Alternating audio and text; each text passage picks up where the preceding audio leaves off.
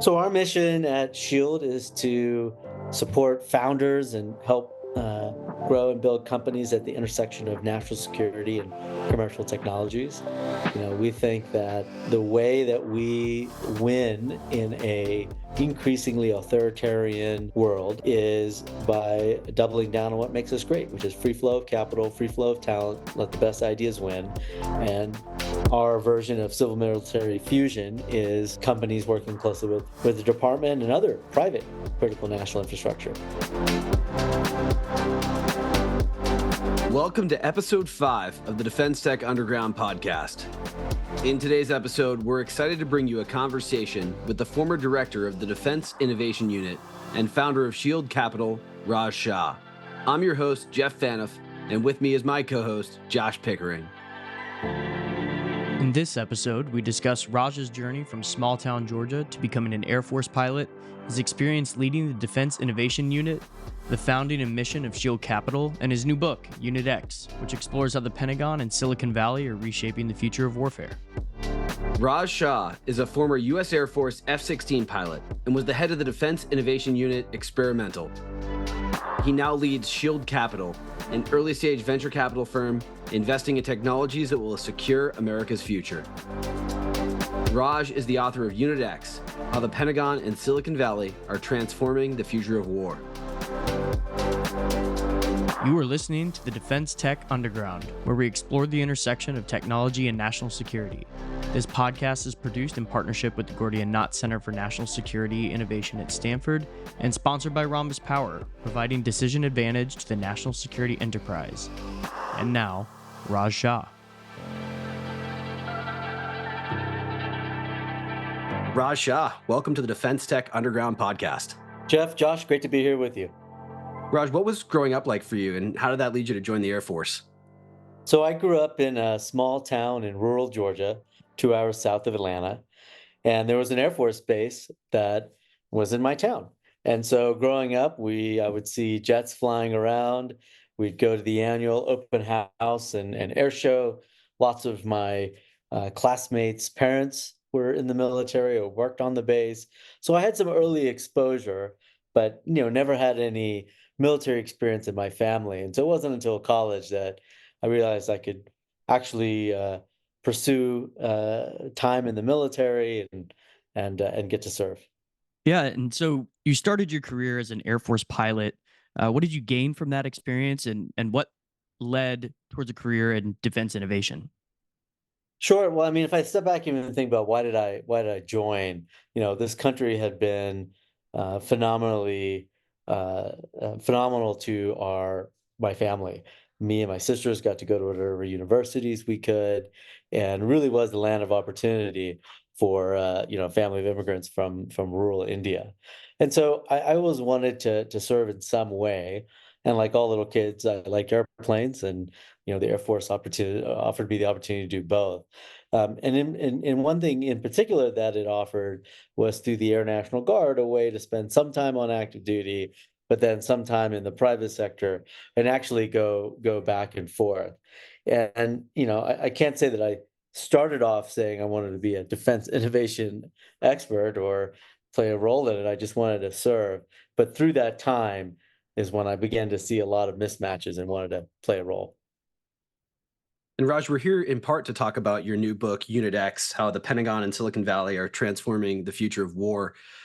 In one anecdote in the book, you described bringing your own tablet in your jet because it was better than what was actually built into this multi-million-dollar aircraft.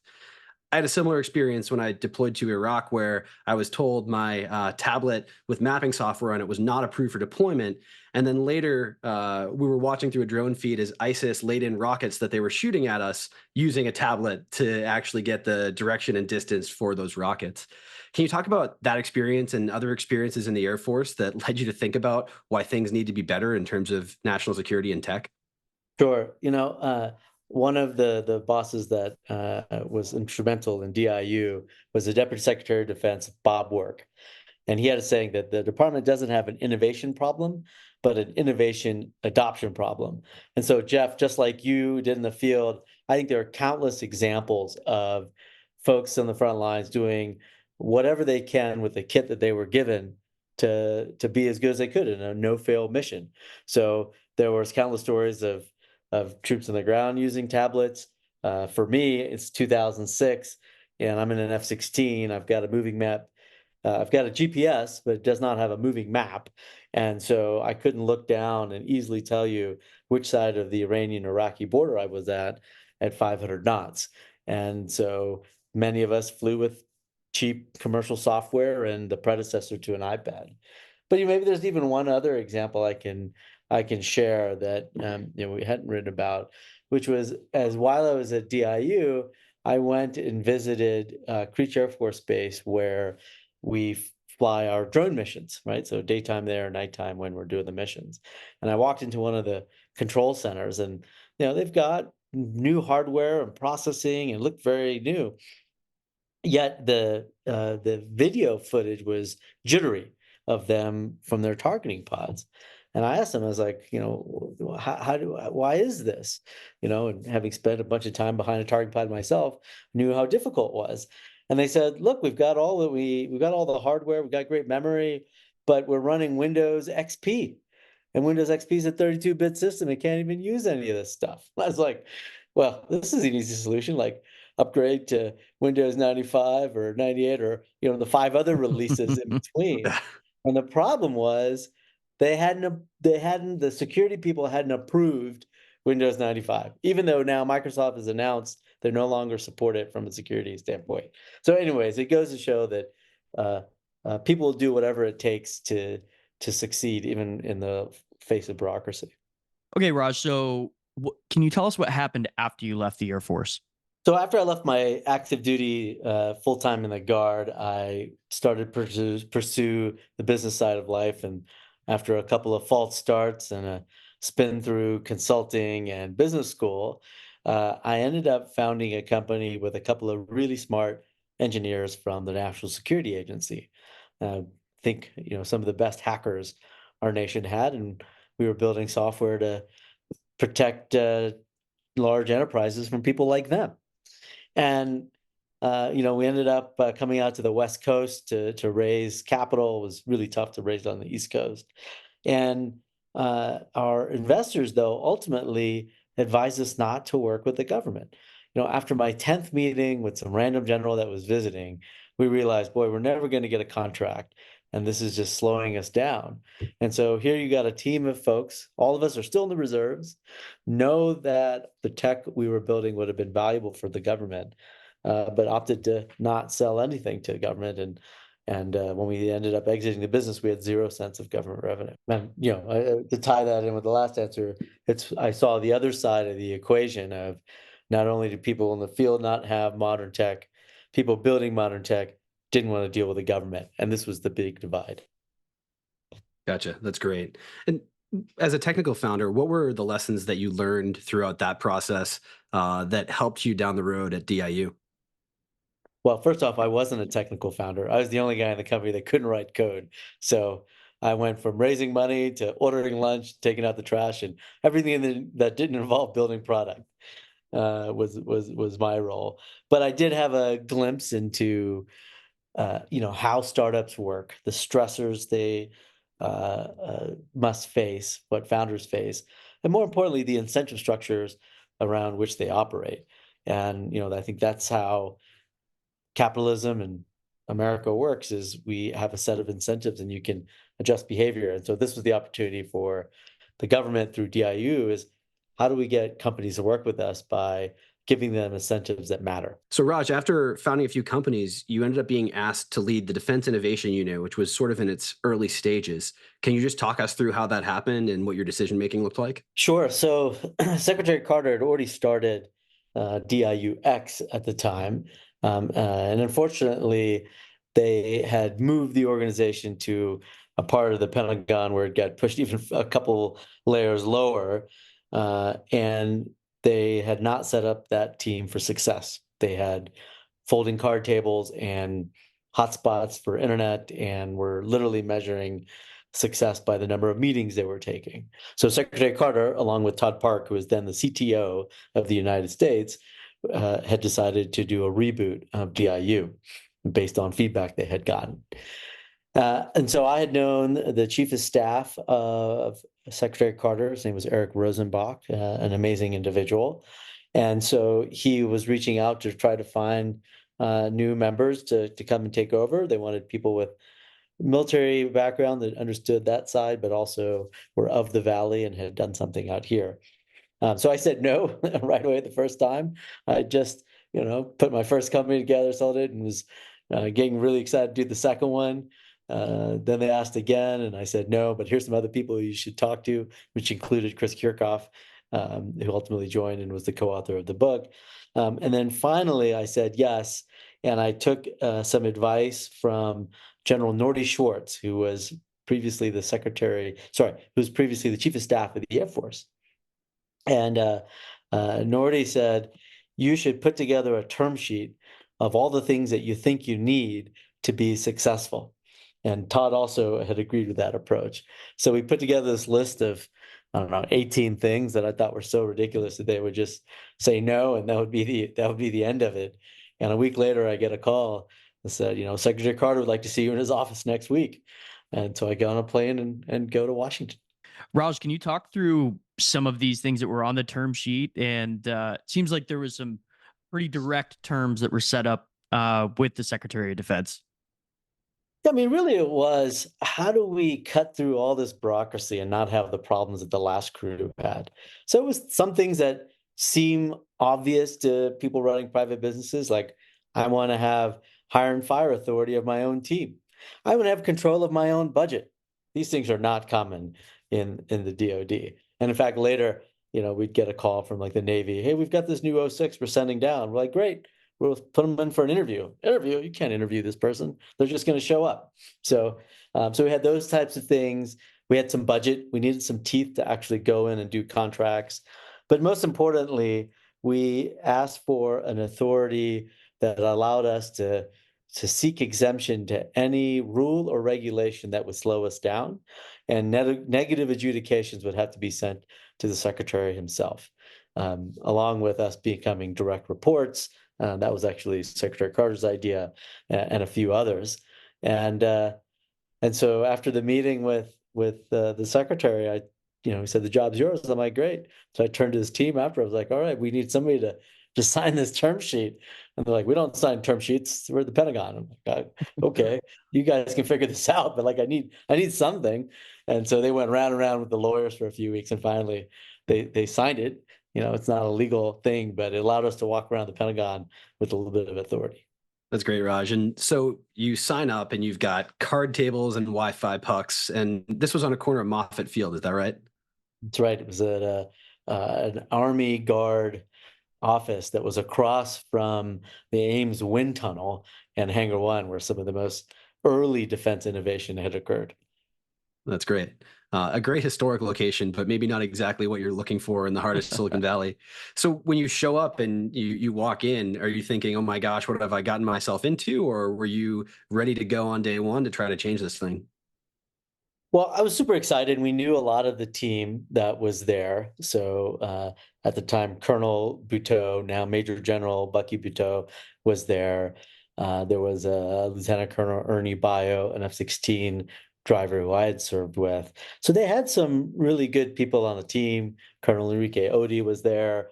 So I think we inherited about 11 people, and we're super excited about the mission, right? It really, we thought, was the most important thing we could be doing for national security. But, my original plan was we'll kind of go into stealth mode, get things done, not have a bunch of like external meetings, create some value, and then present it.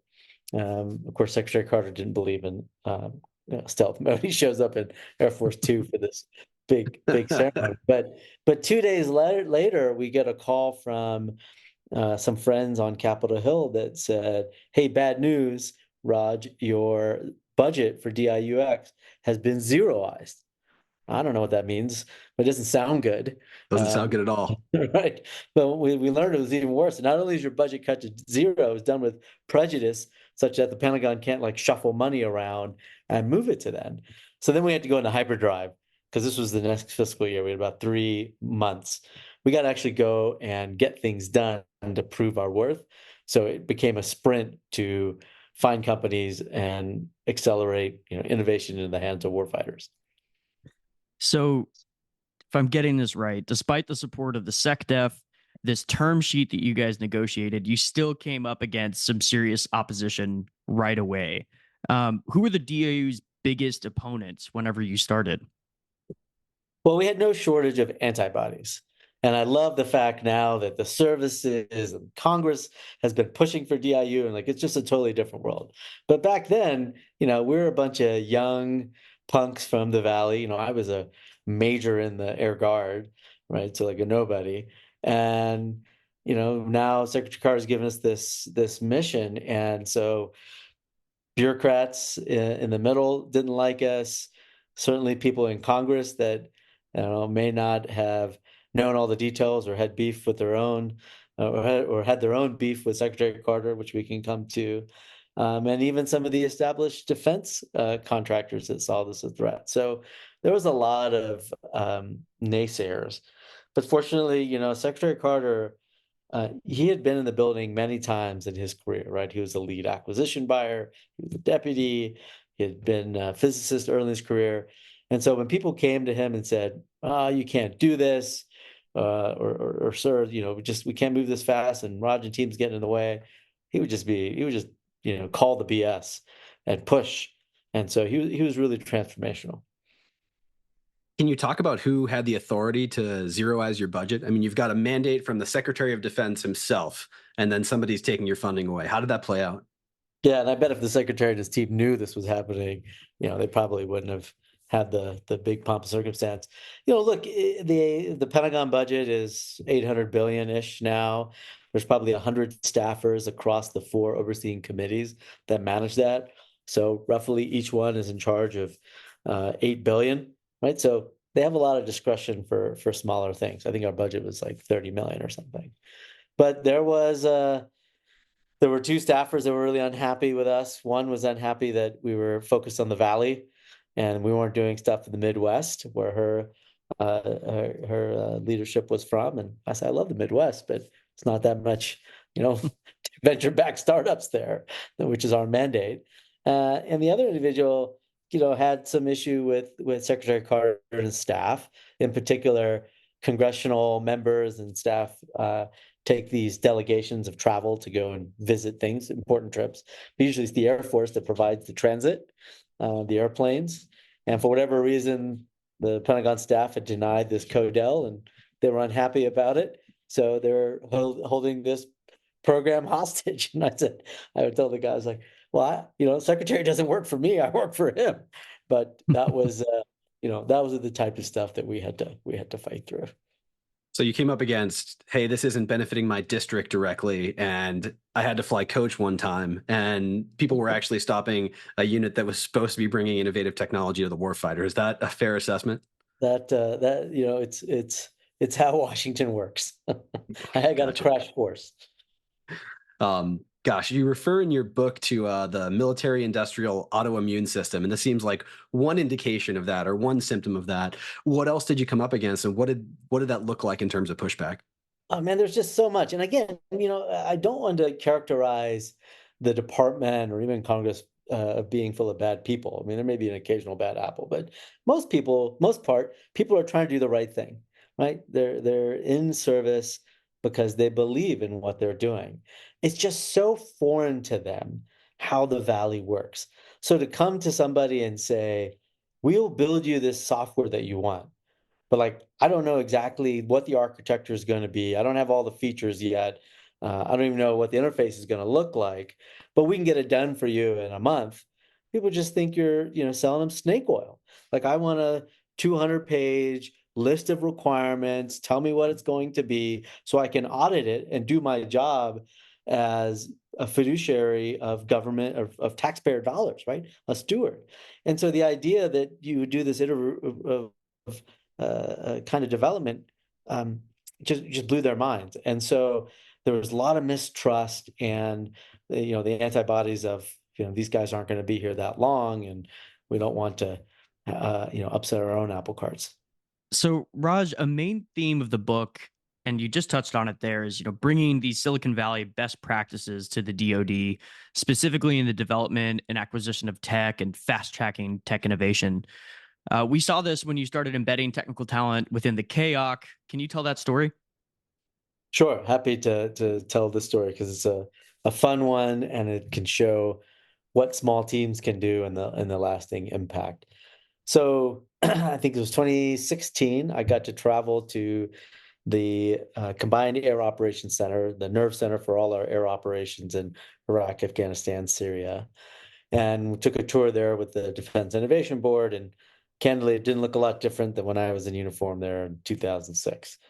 On the tour, one of the things we saw was the cell that did the daily tanker planning program, which air refueling tanker should be where for a fighter to get gas and continue its mission. And they made this plan every day for where the tanker should go. They were doing it manually on a dry erase magnetic board with magnetic pucks and dry erase markers, and it took them 60 hours a day to build this plan. Right, a team of tanker pilots. And I had mentioned Enrique Odi. So he had this long vision of trying to transform the cloud for the Department of Defense and software, amazing vision. But again, was trying to do something so big that we were just never going to get past PowerPoint.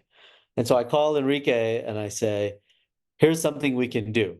I got the support of Eric Schmidt, the chair of the Innovation Board, and General Harigian, the commander of the AFCENT.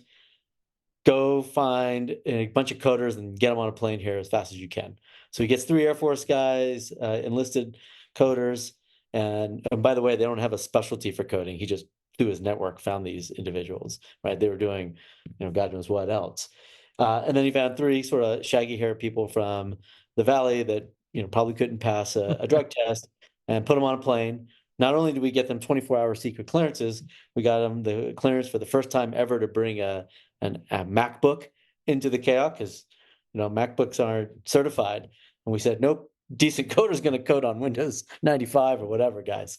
And so we got Cobra Harigian got all the approvals. So we sent them in there, sat them next to the tanker guys, and they built they use modern developmental methodologies, and they built something that works in 6 to 8 weeks. What's more important, though, is what this impact of this little software could do. So instead of 60 hours to build a plan, now it takes an hour. The machine builds it, and then you just quality control it. And at that time, we had troops in every valley, in Afghanistan. And every time they came in contact with the enemy, you would send fighters to come overhead to support them. Those fighters are thirsty, so then they would send tankers. Well, you couldn't reflow the plan because it just took too long. So they had tanker jets sitting on alert at bases around the region. And when this happened, guys would run to the airplane, fire them up, and go and give gas. And so we learned that because you could reflow the plan sort of real time, they were saving 3 to 4 tanker scrambles a day. Each scramble is a $250,000 event, plus wear and tear on the pilots and the planes. And so the whole tool paid for itself in less than a week.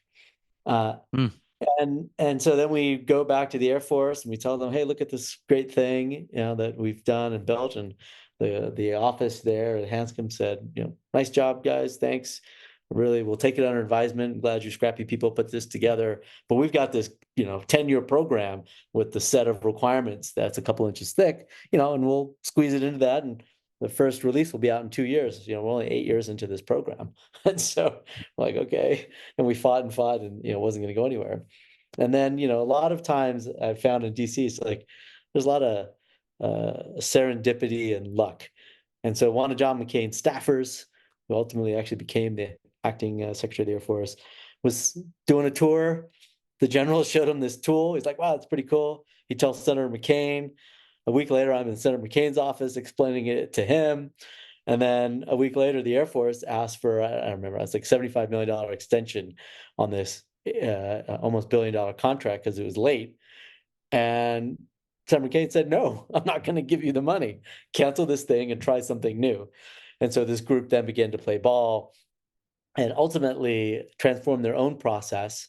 And it became the underpinnings of something called Kessel Run, which was the first software factory in the DoD, and Enrique Odi became the first commander of it, which I don't even think we talk about in the book. There's like a whole nother story. I think we did the math. 24 stars worth of generals had to call personnel in order to get his assignment to that. Probably the smartest guy in software in the Air Force, and was going to do something totally unrelated. And it required intervention at the chief of staff level to get him That's a assigned. lot of brass. That is a lot It of was brass. a lot of brass. And so in the space of months, you built what someone had been trying for 8 years to build, and we're asking for a congressional extension on the budget for. Is that accurate? I mean, that's a stretch, right? We were built, Okay. there's probably like 30 or 40 different applications inside the KAOC. We just solved one of them. But the difference was, again, this iterative approach that startups take, which is instead of, for software at least, right? Instead of, let me take these set of requirements, go somewhere and build for 5 years and then come back, which by the time you've done that, the problems change, the technology's changed, and it's already out of date, right? I mean, I remember seeing a software program that was being released in 2016 that had Yahoo-style drop-down menus. Why? Because when they let the contract 10 years before, that was state of the art. Google search box hadn't been invented. And like, who uses drop-down menus? Well, that's in the requirements. I can't change it. And so while this KAOC thing was just one piece, it showed that if you took an iterative approach, tackled small pieces at a time, had an open architecture that would all fit together, and made it so you could swap in new tech, you could move a lot quicker than the traditional means. Okay, Raj, so you guys have all the success within the KAOC. You're in Senator McCain's office, from what I heard, kind of maverick style, walking into the office. What comes next? So basically, he sends it back to the Air Force when they ask for this extension to say, you need to find a better way to build this AOC, Air Operations Center construct, and sort of encourages and directs them to take this approach that DIU had. Now, it wasn't appropriate for DIU to run the whole thing, but we partnered with that group. And so we sort of rolled out the red carpet. Enrique hosted that whole team from Hanscom out in the Valley, showed them how we built it. And interestingly, this group that had lobbied the chief of the Air Force to tell them how wrong our approach was became true believers. So I think it goes back to my original statement that the bureaucrats aren't bad, right? They want to do the right thing. It's just so foreign, right? They've never lived in this world, and they have been sold snake oil before, so they're a little bit skeptical. And the way the incentives are is if you hire one of the top 3 defense contractors and they screw it up, you don't get fired. But if you hire somebody new and they make a mistake, it's your fault. So, Enrique was able to help gestate again Castle Run, and got this AOC program on a different trajectory and started sending out apps. I think the next one they did was a targeting app, and then they did an Intel app, and they started rolling these things out at speed. And so you were able to put a team together to sort of solve these immediate and pressing problems in the style of Silicon Valley. But a lot of DIU's mandate is to find companies building something relevant to what the military needs and then accelerate that process. Can you talk through what some of the successes were at DIU in terms of finding innovative companies? Sure. I mean, there was no shortage of great companies that we met early on that were bringing tangential views to how to solve a problem. We had spent time with SOCOM. At the time, they were doing lots of raids to round up terrorists and bad guys, and oftentimes that means going in the night to a house and getting in the front door and finding the bad guys. Well, that first person in the door often faced significant risk, could get shot. So they wanted to build an Iron Man suit. We thought that'd be pretty interesting, but it violates a lot of laws of physics to build one. So we met this company called Shield AI. A couple of young kids out of MIT. One was a SEAL, and they said, "Why don't we send a drone in that'll self-map, figure out what's going on, send the data back to the assaulters outside, so they don't face as much risk." That was great, and they took off, and that company is now doing really well. We met Joby. They were interested in working with the department, electric eVTOL, air taxi, think something quiet, think not putting 20 special operators on a helicopter that's high risk, and we've had some tragic results. And so we helped get the first couple under contract with the department. Interestingly, they were more interested in access to our testing range than the money. They had plenty of money, but they didn't have a place they could go fly these things outside of, the FAA purview, and that's why these partnerships made. So you got to, I think, really understand the differences of what these companies need, what they have, and that is the core mission or was of DIU, and finding new companies that want to work. And I think, I'm sure we'll get to it later, but it's just a sea change now. I mean, I've never seen more founders that want to go solve DoD problems today. That's great. And you talk in the book about Capella Space. We've got Payam from Capella coming on the podcast soon, Great. but would love just to hear about the problem you were trying to solve and why Capella was a surprising solution to that. So at the time, and now it's been declassified, one of the biggest threats that the Pentagon and the White House were worried about were these mobile launchers that the North Koreans had. So they had these nuclear tipped missiles. We didn't know how accurate or rangeful they were, but they certainly were shooting over Japan, and there was fear they could hit the West Coast. And they would put them in these tunnels and just like drive them around. Well, the North Korean peninsula is also under cloud cover most of the time, right? So half the time it's at night and half the time it's at clouds. So you only get 25% visibility if you're looking at it with a standard spy satellite.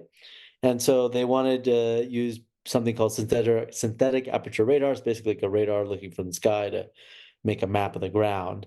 And so we met this guy Payam. I sat in at his Stanford Hacking for Defense final presentation, where he was showing their work and their idea. And we said, boy, this could maybe solve that problem, because they were building very small, cheap SAR satellites, first one of their kind. They were going to launch them up, and DoD could be a customer. So we introduced them to some of the right folks in the building and started working together, and we're putting them under contract, and then wanted to go and pay for the first launch.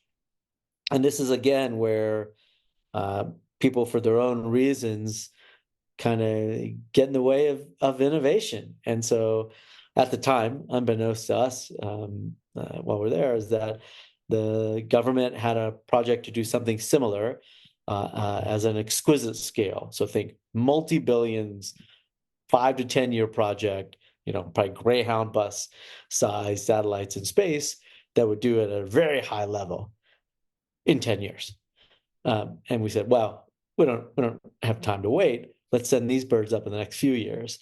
And so this is a spot where I'm literally, we talk about in the book, I'm in a room with the Deputy Secretary of Defense and the Vice Chairman of the Joint Chiefs, right? Like the number twos of the military and the Pentagon, like the most powerful people. They're the ones that actually run the Pentagon from the inside.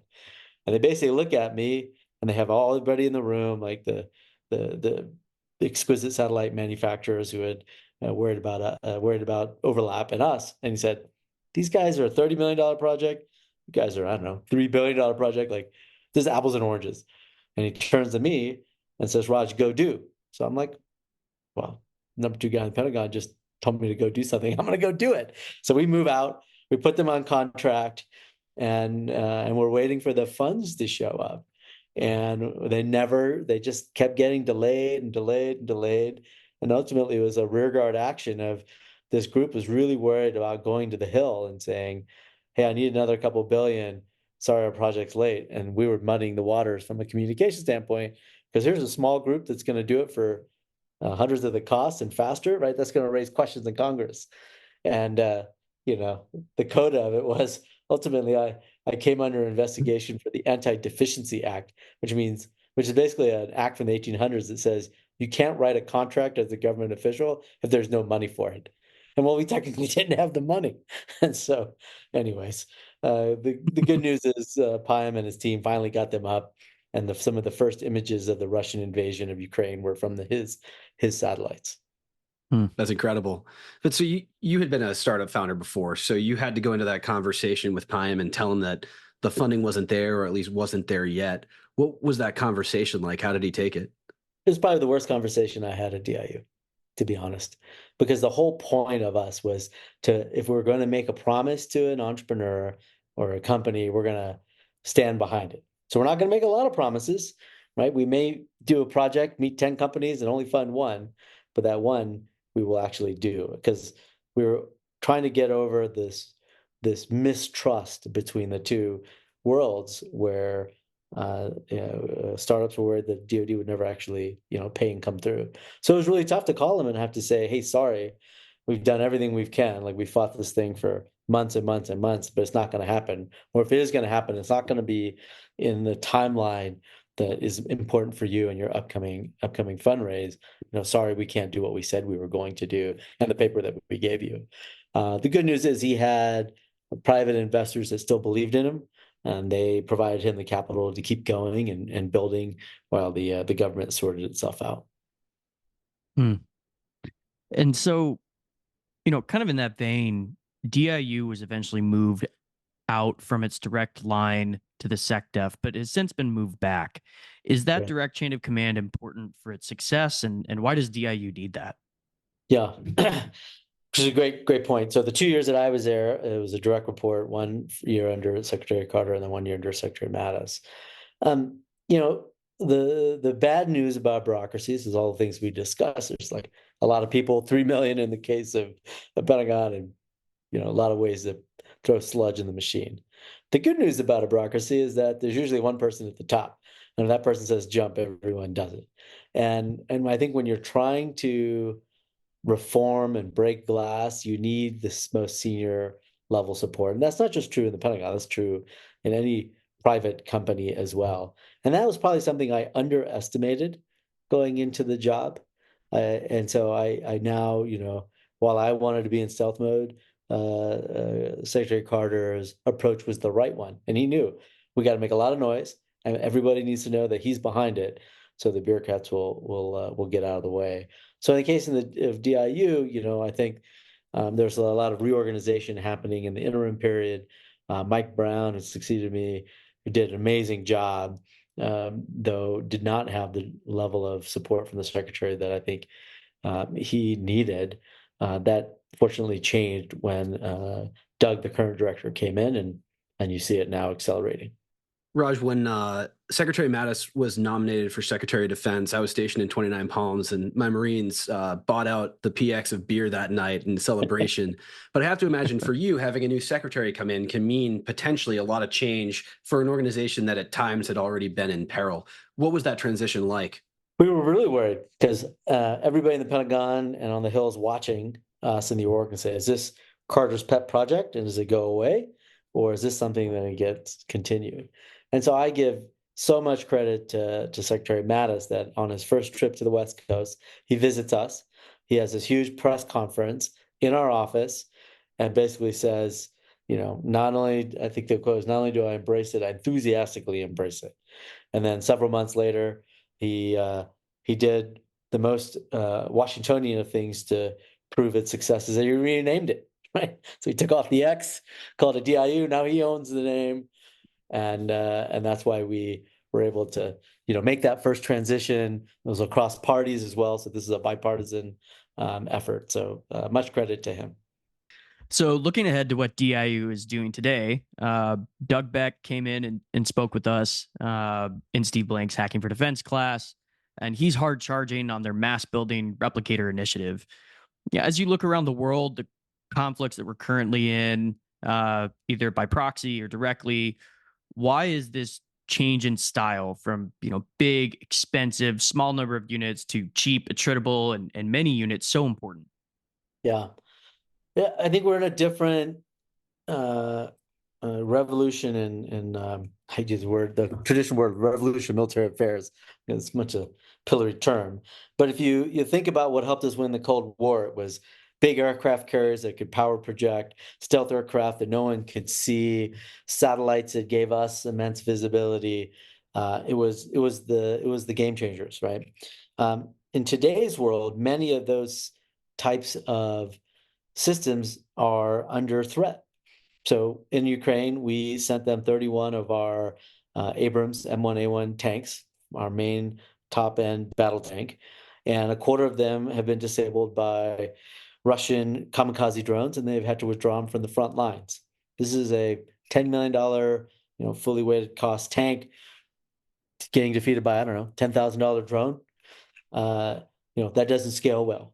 If you look at what the Houthis are doing in the Red Sea, and now the Iranians, when they attacked Iran with their Shahed drones, we shot them down. We did a great job of protecting Israel and keeping the lanes free with missiles that cost $3 to $4 million a shot to shoot down a $15,000 drone. Again, it doesn't scale well. And I think the vulnerabilities of large surface warfare ships in the Pacific are, sort of well known. It's not clear carrier is going to get close to the South China Sea. So we're seeing glimpses of the future. And I think the point I'd make there is that cost and speed are a strategic value in and of itself. So it's not just that it's cheaper, but cost makes it better, because you can not only buy more of them, but you can innovate faster because you don't care about them as much, right? Like if you had, 1,000 cheap drones take off from a runway and half, 20 of them crash on takeoff, well, the other, 800 still got there and did their mission. Maybe that's okay. Whereas, in a manned fighter, you'd never do that. So I really think the group that's able to understand, ingest, and operationalize technology faster will win. It's not the actual technology itself. It's going to constantly change. So, Raj, kind of returning to one of the topics we covered earlier, it seems like embedding this talent could be a means to accelerating the adoption of Silicon Valley best practices, specifically embedding these civilian tech entrepreneurs, folks with that background that they know. A more recent development within the military has been the integrating of forward deployed CTOs into these combatant commands. What do you think about these programs, and how best could these initiatives be supported? Well, Josh, I think it's a good trend, particularly the human element, right? Like we need smart technology people out there advising commanders and being forward deployed to see what's going on. But my fear now is, how do you move from this pilot prototype thing to real scale? And what I've seen from a lot of these innovation groups and CTO groups is that they have great ideas, truly, and they will run some small experiments like this tanker planning tool that I discussed to success, but it doesn't scale, and it doesn't scale in two areas. So one is if you really want to scale drones or different types of warfare, what are you going to not do? So you want to spend a couple $1,000,000 and buy a few drones? Great.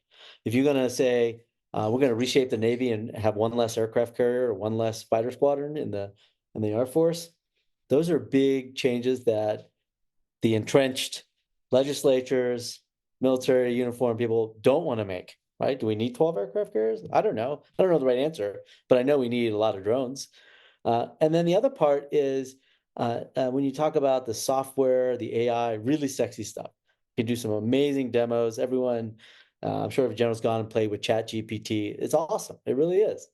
What do you need to do that? You need the basics. I need data transport, I need compute, and I need storage. Right now, you don't really have any of those. So it's nice to talk AI, but we need the baseline fundamentals. And that, again, means changing systems, changing viewpoints on what security means. Accrediting something 10 years ago and then using it doesn't make it secure. So these are the things that I think are really hard. And so I don't blame the CTOs. I think they're saying the right things. It's now forward-leaning commanders and forward-leaning civilian appointees that are willing to break some glass. And then after you left DIU, you went into venture capital. What led you to create Shield Capital, and what's your mission there? So our mission at Shield is to support founders and help grow and build companies at the intersection of national security and commercial technologies. We think that the way that we win in a increasingly authoritarian world is by doubling down on what makes us great, which is free flow of capital, free flow of talent, let the best ideas win. And our version of civil military fusion is companies working closely with the department and other private critical national infrastructure. So we make early stage investments in founders. Most of us on the team are all operators ourselves, so we like to take a really involved view and be helpful and help people avoid the mistakes that many of us made when we were doing our own companies. And what type of companies are you searching for? What are you looking to invest in? So first and foremost, amazing founders, really passionate about what they're doing, have grit, have some really unique knowledge about the space. The technology areas include artificial intelligence, cybersecurity, space, and autonomy and robotics. Raj, how has the traditional military acquisitions establishment and the defense primes reacted to what DIU has done and also what you're doing at Shield? So I think you're starting to see some evolution. They also realize that this new paradigm of warfare and deterrence is here to stay, and that their customers are going to start demanding it. And so you're seeing all kinds of new approaches. Many of the large defense primes have set up venture arms and are active. Some are investing in funds themselves. So L3 Harris, for example, has a partnership with Shield, where they try to work with our portfolio companies and help accelerate those startups' ability to win government contracts. So I think what's really heartening to me, it's not this either or type of debate that we had a few years ago, which also the Pentagon had of defense prime bad, startup good, or vice versa. It's really these two worlds need to work together, right? If you want software, it's probably not coming from a large defense prime. You want cleared people that understand how to scale this stuff, it's probably not coming out of a startup. It's coming from a defense prime. So there's lots of ways they can work together. And venture capital now has a role in the middle of that. So this relationship between the primes, their versions of the venture capital arm, DIU, Shield Capital, our audience has a lot of potential future founders, engineers, and others who are cautiously curious about building for national security. What would you advise them looking at this very complex field? Yeah. Well, first off, I would encourage them to do it. I think we're in a moment of time where, as Todd had told me, and I will tell the founders, probably the most important thing you can be doing for preserving democracy and peace around the world. Second, there's probably no better time to have done it where you can actually build companies. You can do well and do good at the same time, right? Which again is unique. You probably couldn't do that earlier. You have to go and focus on photo sharing. But the third thing I will say is startups are hard in general, super hard. Startups serving the defense world are even harder. So have fellow travelers on the journey, have the right set of co-founders, the right set of investors, the right set of advisors and partners in the government to maximize your chance for success. And Raj, you mentioned earlier that it's been a sea change in defense tech since you started at DIU. What are the most important characteristics of what has changed? Well, venture investors are encouraging companies to be built here, and they're supporting founders. I think we could have probably counted in the hundreds the amount of venture capital going into defense national security oriented companies in 2016. I think it was almost 40 billion last year. Totally different. Great founders leaving amazing companies, existing ones like the Googles and Apples of the world, and even other startups to go and build companies here, and the customers care. So I hope it's a trend that will continue to grow and ultimately scale. That's great. So if you could wave a magic wand and change one thing about the way the DoD acquires technology, what would you change? Kind of wave top view. Flexibility. And by that, I mean giving program managers, so the leaders in the department and the services that are charged with solving a problem, giving them the flexibility and trust to get it done. So they're building a new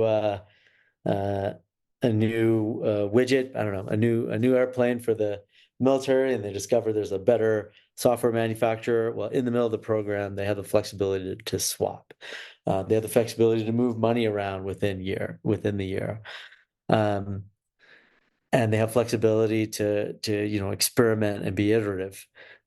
Simultaneously with that flexibility, though, is proper oversight. So flexibility doesn't mean that the Congress is not going to be a good steward of taxpayer dollars. They must be. They just have to think about it differently and think about it from an outcome standpoint. So, Raj Shah, your new book is UnitX, How the Pentagon and Silicon Valley Are Transforming the Future of War. Thank you so much for joining us on the Defense Tech Underground podcast. Jeff, Josh, thanks for having me on and for allowing me to share some of the stories of the heroes of those early days of DIU. Thanks again for joining us on the Defense Tech Underground podcast. The Defense Tech Underground is dedicated to highlighting the intersection of technology and national security. We bring you conversations with leaders in defense tech and national security innovation. If you enjoyed today's episode, please leave us a rating wherever you listen to your favorite podcasts. It helps new listeners find us. And one last note. What you heard on the podcast today reflects the views of the participants and does not represent those of the Defense Tech Underground, the Gordian Knot Center, or Stanford University. Please be sure to subscribe to the Defense Tech Underground so that you don't miss an episode. Thanks for listening, and we'll see you next time.